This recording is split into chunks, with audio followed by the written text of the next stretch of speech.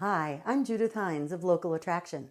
It's time to clean up the garden, pull everything out, put it away for the winter, and save whatever you can so that in January, February, you'll be able to taste some of those wonderful flavors.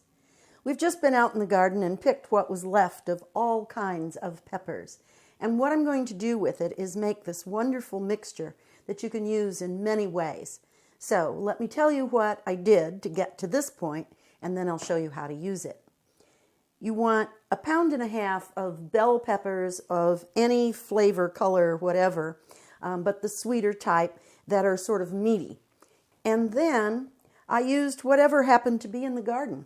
Another 1.5 pounds that has some banana peppers.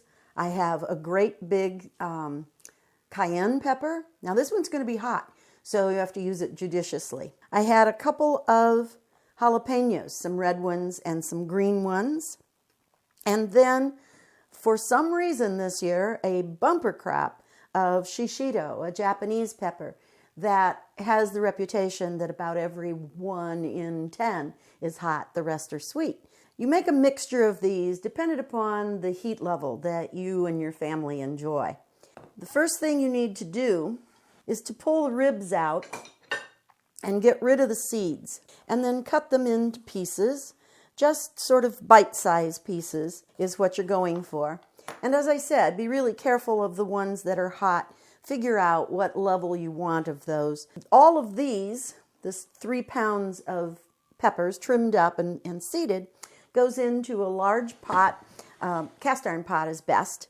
And with that, we put in some oil, not too much for the amount of peppers, only 1/2 cup, and some garlic, and then some fresh herbs. And I used rosemary and basil, sort of the last of what was in the garden.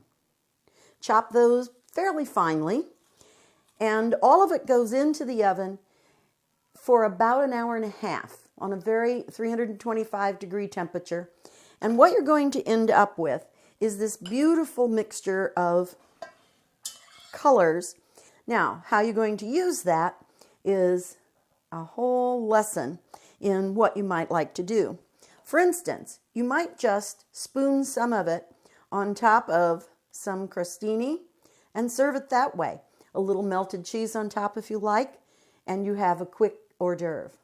Or you can spin it in a food processor. I have 1/2 cup of the peppers and about 3/4 cup of yogurt in here.